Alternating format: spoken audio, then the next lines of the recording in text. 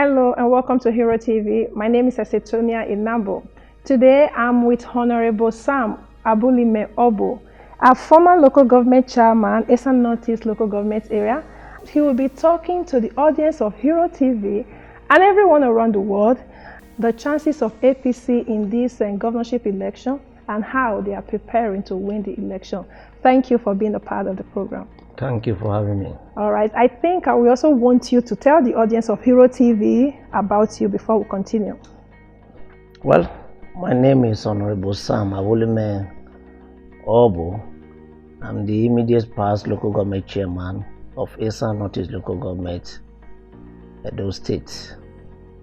Presently, I am the secretary of the leadership caucus of the All Progressive Congress, Edo Central Senatorial District, Edo State, and also presently the local government coordinator, campaign coordinator to His Excellency making Pastor Osagie Izeyamu the APC candidate for the gubernatorial election coming on the 19th this month. You know, we've been talking to people, and one thing everyone keeps saying is the violence. You know, they are not sure they are coming out to vote, you know, because of the tension. So we want to find out, do you foresee crisis in Edo State election because of this whole tension? Do you foresee crisis in Edo State? To be honest with you, I don't really foresee any crisis or violence. Or maybe in the past election in Nigeria generally has been associated regrettably with violence, but if I may speak from the standpoint of where we are having this tribunal in Uromi, in Esan Northeast local government, I don't really foresee any violence. Election is not a do-or-die affair. People are free to express their voting right. It's within their inalienable right in the Constitution. People are free to vote for candidates of their choice. And I think violence should be part of our system. It's no longer fashionable for people to go about talking about ballot box snatching and creating violence in election. I don't think it's proper. I watched the interview, that's the Pastor Izeyamu interview in Chinese television, and this thing has been recurring, which I've also asked other people that interviewed, you know, the APC chieftains. And why is the election about Oshomole and Obaseki? Why didn't they just centralize everything on Izeyamu and Obaseki? Why they have to come into the scene? Okay, well, thank you very much. Comrade Adams Oshomole is an issue in the Nigeria political space. You know, people can drag him into any issues, you know, when really they have nothing to offer. But I tell you, dragging Comrade Adams Ali Oshomole into the election in Edo State as at this moment speaks volume of the fact that the present governor of the state, you know, Godwin Obaseki, has no message. He has no message. He has no focus. If he has focus, he should understand that Oshomole is not his opponent. Oshomole is not on the ballot in this election. Yes, even though he's supporting Pastor Osagie, but you know, making Oshomole the subject of the attack every now and again tells you quite honestly that this governor has lost focus and he has no bearing. If he has a bearing, he should understand that Oshomole is not his opponent. Yes. What is the relationship between Oshomole and Izeyamu's campaign? Well, the relationship between Oshomole and Izeyamu's campaign is simple. Oshomole, you know, before now, the national chairman of the All Progressive Congress, and Izeyamu happens to be the candidate of the party APC in this same state. Oshomole, undoubtedly, the leader of the party in this state. So that's why you see him, you know, campaigning vigorously to ensure that Pastor Osagie Izeyamu emerges as the governor of the state, which will come to pass by the grace of the Almighty God. Now, but the issue is that why is Obaseki targeting Oshomole? And it goes to show the fact that he has no focus. If he has a focus, he has an idea of what he wants to do, clear-cut idea. He should understand that Oshomole is not his target. First Izeyamu is the candidate of the party, APC. and Obaseki is the candidate of the PDP. So the contest is not between Oshomole and Obaseki. Exactly, that has been my question. And I know we only have two parties running, as we can see presently. Yes. We only have two parties, that is PDP and that is APC. We should be talking about Ezeyamu and Obaseki. Oshomole said Obaseki was not eloquent, was not experienced. Yes. That was why he campaigned for him. And I still ask the same question, why is he doing the same thing for Ezeyamu? No matter how knowledgeable you think you are in the political space, once you have been given the opportunity to fly the flag of the party in any electoral contest, members of the party will naturally gravitate towards you, towards ensuring that you emerge as the winner. But having said that, Pastor Ezeyamu has a clear-cut objective as encompassed in his document, well-thought-out document, which he called the Simple Agenda. And he has, in every campaign, he has been able to explain what he intends to do by that document. On the other hand, Governor Obaseki has displayed himself as an empty person. If he has something upstairs, he should have been able, at least as a governor, being the governor for about 4 years now, he should have been able to say yes. In this campaign, I have done this, I have done that. When you vote, okay, are you saying that Obaseki hasn't done anything for these 4 years? Now, aggregately, Obaseki has regrettably been a monumental failure. Even the PDP, he has found refuge now.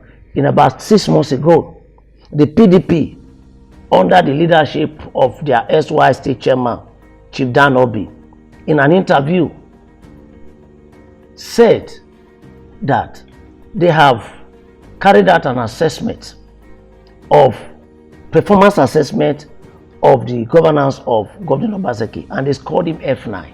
Are you sure that wasn't a political statement? Well, I don't know what is political about this. They carried out, the work of the opposition is to serve as checks and balances to the actions or inactions of the government in power. Yes. Now, as it were then, the PDP, they were in the opposition, and Danobi was the chairman of the opposition. He came out on national television to score Governor Obaseki F9 based on their own criteria, which they said. But the question will be asking yourself, between that 6 months ago and now, what has changed? So we want to look at the Esan Agenda. That is more reason why the whole Esan people, they are fighting to make sure that Obaseki is back, hoping to be in power in the next 4 years. So what will you have to say to that? Well, as an Esan man, it's a good thing for us to have an Esan governor. I have no problem with that. But the Esan Agenda has currently being speculated is nothing but a scam. I'm not surprised because the whole totality of the personality of Governor Obaseki is scam. It's synonymous with scam. Governor Obaseki has no capacity to hand over power to an Esan man. The simple reason is this. I challenge Governor Obaseki in this campaign of his re-election to make bold to tell the Edo State people at any forum that when he finishes, if for example he gets second term, that he's going to hand over to an Esan man.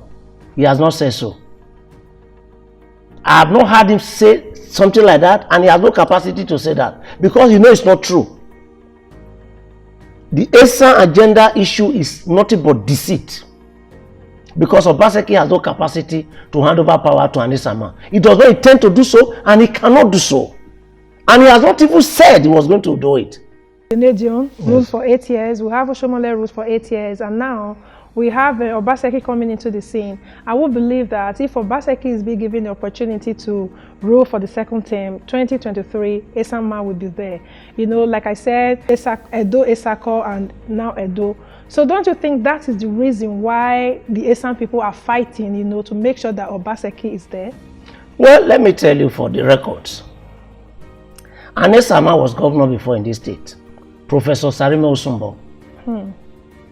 He ruled for less than 2 years.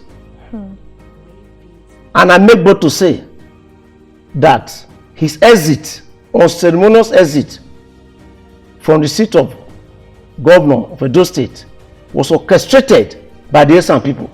By the whole Esan people? By the Esan people, encapsulated in the leadership of Chief Tony Aneni. Why did I say so? When Osumbo was removed by the court, there was jubilation. In Esan? In Esan. People like Ojo Ogbesia, I saw them, it was a senator then. They jubilated, they were happy that they had removed Osumbo. If Chief Tony Aneni of Blessed Mary, despite the power he wielded, could not ensure Esan becoming governor for 8 years, why we can over spearmake? And by the way, the issue of Esan becoming governor is fine, but it has to be negotiated. It has to be negotiated because of our peculiar disadvantage in terms of population. We are in a terrible minority in this state. In this election, the 5 local governments in Esan land, if you put all the votes together, it's not up to the vote from Ikpobaka local government or Oredo local government. And what does that tell you? That if we want to get to the governorship of this state, it must be negotiated. It has to be negotiated. You understand that? Yeah. But what is important on this issue of Esan Agenda, I'm able to say that Governor Obaseki is not sincere to the Esan people. He's merely deceiving the gullible people, not people like me. I cannot be deceived by him. What are the reasons? Not quite long.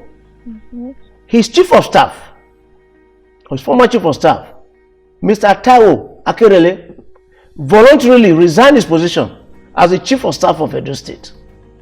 More so when he's from a disadvantaged senatorial like Edo Central. The governor didn't do that. And what did he do? He went to pick a political neophyte, the person of Senator Zame's son, who had never voted in his life. From Edo? From Edo. From the same Edo. The governor is from Edo South. The secretary to the state government is from Edo South. The chief of staff is from Edo South. The head of service of Edo State is from Edo South. And go and find out. The man who is supposed to even be the head of service of Edo State is people from Esan. They jumped in and picked a Benima also. Does that tell well of the governor?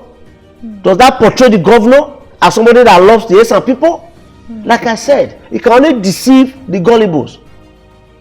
And Obaseki has been campaigning, very importantly. He has campaigned in the Nusa Cranny of Edo Central. Mounting the rostrum, speaking to the people. Perhaps, if he really meant it from his heart, he would have said, if you vote for me after my 8 years, I will hand over to you. He has not said that. If he has said that at any forum, let him produce the video. And I'm sure now that he has concluded his campaign of the Edo Central. He has gone elsewhere and I don't know where he's heading to now, wherever he's heading to. But I know he's true with the Esan people. At whatever, not in any forum. Whether he visited traditional rulers, he didn't tell them that when I finish, I'm going to hand over to you people. The simple reason is this: he cannot deceive us. There is an unholy agreement, a very evil agreement between him and his deputy, between him and the people of Edo North, that when he finish, God forbid, if he have 8 years, that he will hand over power to Edo North.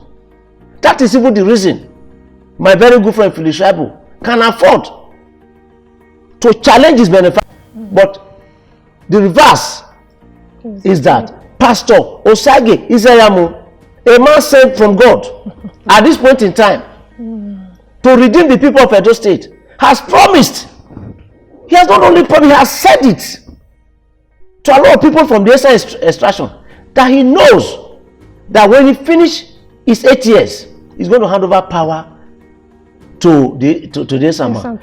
Even in 2016, he had with the late Chief Tony Aneni. Chief Tony Aneni told him, and that was why when in 2016 he became the candidate of the PDP, he picked a deputy from Edo Central, an Esan man. Who is the deputy to Obaseki now? The same Philip Shaibu. Have to wait till another 8 years. It's not a question of waiting for another 8 years. We'll wait at the right time. This is not the right time.